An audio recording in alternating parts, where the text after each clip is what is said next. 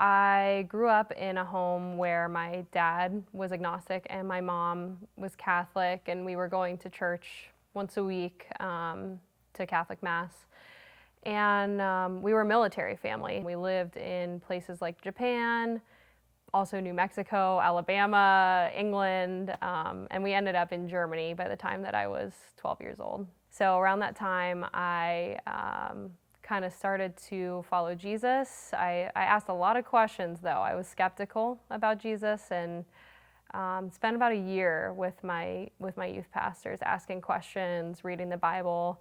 And then eventually around 7th grade is when I accepted Christ, and I didn't know really what was gonna come after that. So around that same time, I started to become suspicious of an affair that my mom was having. So started to get like phone calls to the house late at night and questioning my mom, what's going on? Who's this person that's calling? Come to find out that this had been going on a long time. And meanwhile, my mom was in denial, would just make a lot of excuses about what was going on. It's none of my business, these kinds of things. So our relationship really went downhill quickly. It started to deteriorate really fast. And at the same time, my parents' marriage was never amazing. It was always just kind of subpar, but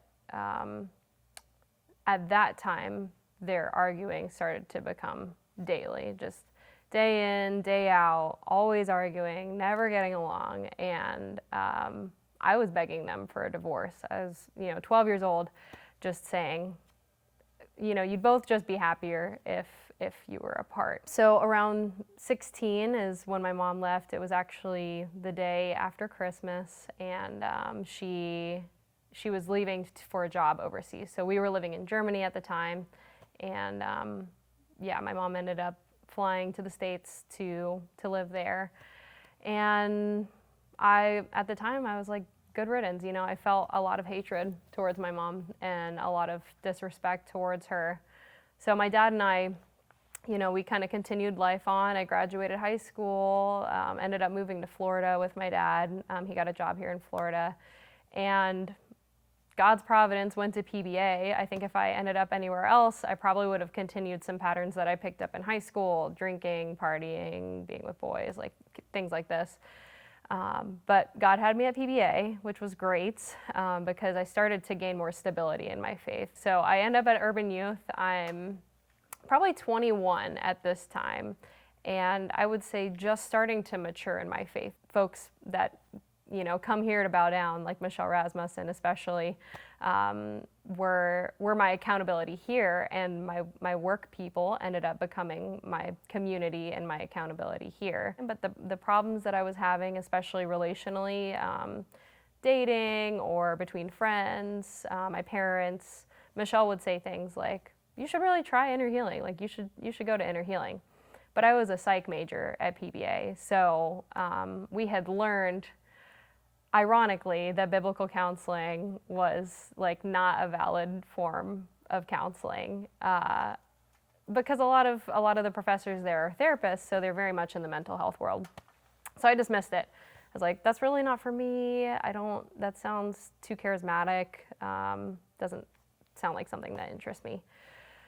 A couple years go by, it gets mentioned a few times, and eventually I just say, you know what? Let me just sign up for it and get it done and let people know that it doesn't work. Okay, so that way I can just tell them, you should just go to therapy. Inner healing doesn't work. Well, I sign up. My application process takes a bit for various reasons, and eventually I find myself in the inner healing room with Carissa and Leanne. We addressed these things that were going on in my heart with my mom. Just dishonoring, the commandment that says you should honor your parents. I wasn't doing that. I didn't honor her in my heart. And providing forgiveness through Jesus was honestly a concept to me that was foreign before.